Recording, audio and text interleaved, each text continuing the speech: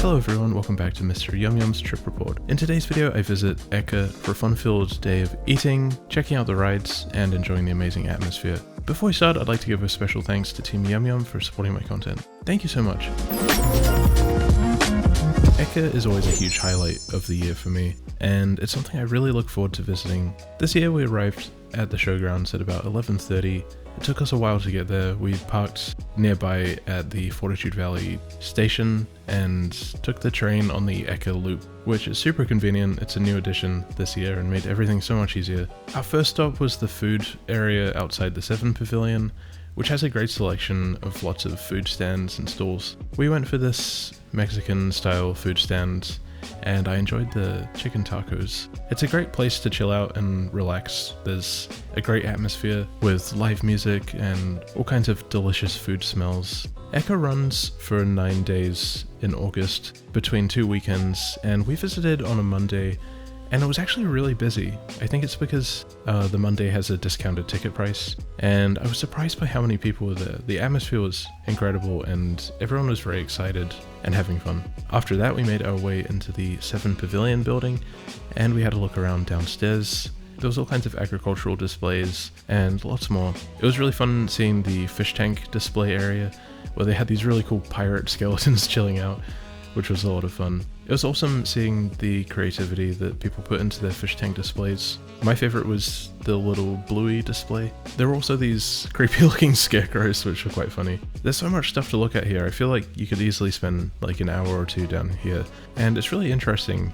There's a lot of stuff I'm not familiar with, so I found it quite insightful and educational. But the highlight for me had to be the free banana smoothies. Next we made our way upstairs, which is one of my favorite places to check out at the Ekka show. Up here you can see all the competitions like the baking competition, artwork, and all kinds of stuff from sculptures and crochet toys and paintings, clothes. There's a lot to see up here. I love checking out the cakes. There's so many really cool cakes that people make. I have no idea how they do it. They must be incredible bakers. Extremely creative. My favorite cake was the My Neighbor Totoro cake. I just thought this was incredible. I would feel awful eating it. They also had a Smurfs live show playing here, which seemed quite popular. It drew a really large crowd and it looked like a bit of fun. We didn't stick around to watch the whole show. And they do have other entertainment here throughout the day, such as like a fashion show, I believe. There's also an esports area up here, which is quite cool. I feel very old. I don't recognize all the games that the kids are playing these days. There was also a funny ambulance stand or something where these mascots were resuscitating a dummy, and it made me laugh a lot. I don't fully understand what was going on.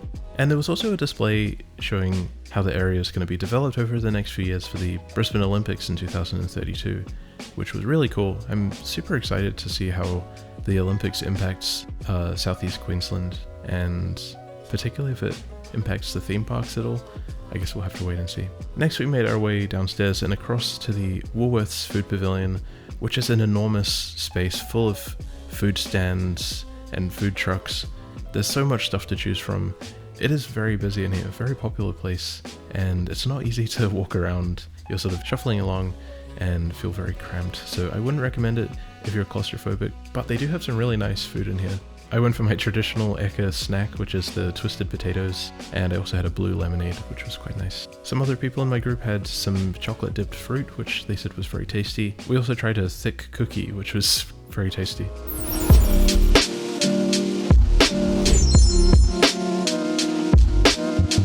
Next we made our way down the main street, which as you can see is absolutely packed. It's such a cool shot seeing how far the street extends with all the different stands and games and things, and it's amazing to see how busy it gets here. The Ekka show attracts on average about 400,000 people, which is pretty insane. It was really fun looking down the main street. There's so much stuff to see. It's kind of impossible to fully take everything in, and there's so many sounds and smells and sights. We made our way to the cat area, which is always really fun to look at. I'm a huge cat lover myself, and it makes me laugh coming and seeing these cute cats. This cute one was winning some kind of prize and he was so chilled out. I don't think my cat would be very comfortable performing in front of people like that. Next we had a look around at some of the rides. The rides are sort of spread out across the showgrounds. You've got a selection on one side and then a selection on the other. So there's so much stuff to do. And a lot of the rides look really fun. We didn't actually get on any of the rides, but it was still really fun seeing the selection. I love filming the Ekka. That's mainly where I get my enjoyment from. There's so much kinetic energy and so many things to look at. It was really cool seeing this Wild Mouse coaster, which looked like a lot of fun. And there were some terrifying looking flat rides, which I don't think I would ever go on in my life. There's also this Dumbo flyer, which makes me laugh every time because they're always playing the strangest music that doesn't really fit. They kept playing Star Wars music while I was there, which was so stupid. Next we made our way across to the other side of the showgrounds to look at the other rides, and it was getting into the afternoon now, and the main event, the big show at the end of the day, was going to take place, but we'll come back to that soon. The other rides area was very intense. It was super busy, and this is where you'll find a lot of the iconic rides such as the Joker, the Beast, and the Wild Mouse coaster. I don't know if the selection was different this year, but I found that there was so much stuff to film. I would go around one corner and I would start filming one ride, and then I would see another ride behind it or another ride next to it, and there was so much going on. It was really incredible to film, and I wish I could have spent more time here, but I had to get back and get to the show in time. They've also got the show bag area here, which seems to be a big hit amongst Australians. As a Kiwi, I don't quite understand what's going on with show bags. Is it like a deep-seated part of Australian gambling culture? I don't know. Let me know in the comments, what's the appeal of show bags?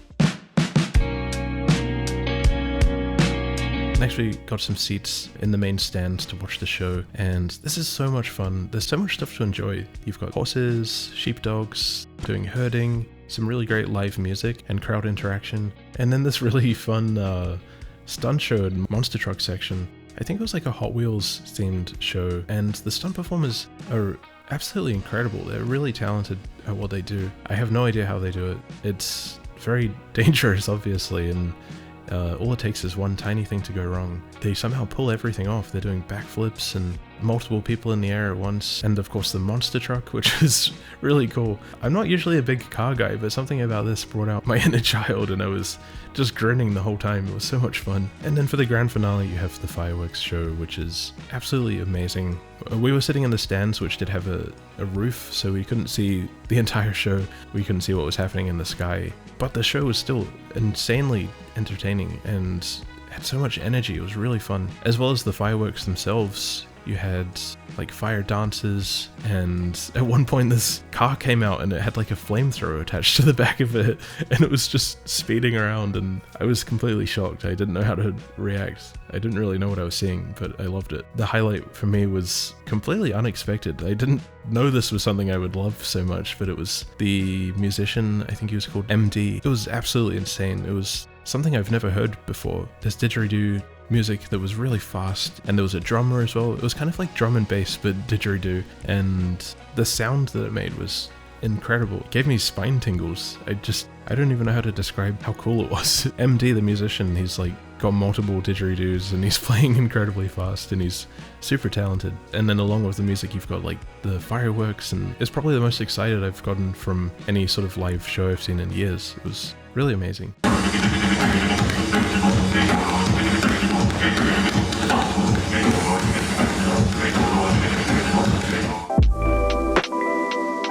Then after the show finishes, there's a big rush to get out of the showgrounds, get to the train, and of course use the bathroom. There's a big line for the bathroom. But that brings me to the end of my visit this year for Ekka 2025. It was an absolute blast, and I highly recommend checking out this event. It's really fun, and there's so much to do. There's something for everyone. It's entertaining, delicious, and educational as well. If you enjoyed this video, please feel free to leave a like, a friendly comment, or subscribe for more. And before we finish, I'd like to give a very special thank you to the members and sponsors of Team YumYum for supporting my content. Thank you so much to everyone for your very kind and generous support. I know I say it every single time, but it really does mean a lot to me that you enjoy my videos enough to support the channel in this way, and it helps me out a bunch with some of the costs associated with running the channel, so I really appreciate it. A big thank you to the members: Randall, Maloney's Coasters, Kai on the Internet, Oogie Boogie, Theme Park Ogre, Jordan Casey, Johnny Boy 175, Movies Like Everyone, The Downy Cat, and Carrie Jackin. And a very special thank you to the Team YumYum sponsors: Koala75, Audrey Allen, Senpai's JP Blue Dog, Senpai's JP Red Dog, Wayne Hewitt, Lee Donald, SW Stevie 1, and The Kez. Thank you so much again everyone for your very kind and generous support, And for anyone who would like to become a member or a sponsor of Team YumYum, you're more than welcome to do so. This will give you access to new videos early, a special shout out and thanks at the end of my videos, a YumYum sticker next to your username, and some emojis to use in their comments. And last but not least, you also get a special custom illustrated character hand-drawn by me to suit your very needs and requirements. And as an additional way to support the channel, I also have the Team YumYum sponsorship available, which includes all the perks of the membership. But as an additional perk, I will also animate your character doing a little dance, which will appear on screen, and it'll be super fun, super cool, and super cute. But if you're not in a position to support the channel in this way, you can also leave a like, a friendly comment, or subscribe for more. Thank you so much again for watching, and I'll see you next time. Bye bye.